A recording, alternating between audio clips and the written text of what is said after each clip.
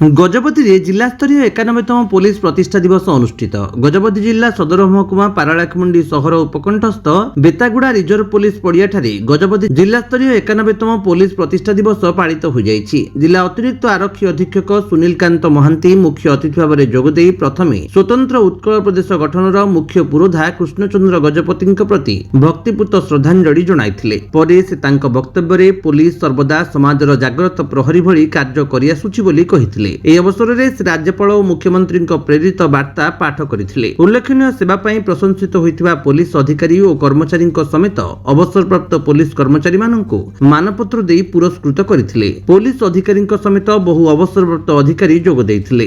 ଏନେଇ ଅତିରିକ୍ତ ଆରକ୍ଷୀ ଅଧୀକ୍ଷକ ଶ୍ରୀ ମହାନ୍ତି କହିଛନ୍ତି ଯେ ଏହି ମାଟି ସ୍ୱତନ୍ତ୍ର ଉତ୍କଳ ପ୍ରଦେଶ ଗଠନର ଏନ୍ତୁଡ଼ିଶାଳା କହିଲେ ଅତ୍ୟୁକ୍ତି ହେବ ନାହିଁ। ଏହାସହ ଏହି ମାଟିର ସନ୍ତାନ ରାମକୃଷ୍ଣ ପାଢ଼ୀ ରାଜ୍ୟର ପ୍ରଥମ ଓଡ଼ିଆ ପୋଲିସ ମୁଖ୍ୟ ଭାବେ ଅବସ୍ଥାପିତ एपरि स्थान में पवित्र उत्कल दिवस पुलिस प्रतिष्ठा दिवस पालन करने आम स्मरणीय हो रहिबो। आज पवित्र दिवस रे समस्त को अभिनंदन जणाइथिबा कहिथिले। गजपति रेणुबाला बेहेरांक रिपोर्ट, विश्व विजयी न्यूज ओडिशा।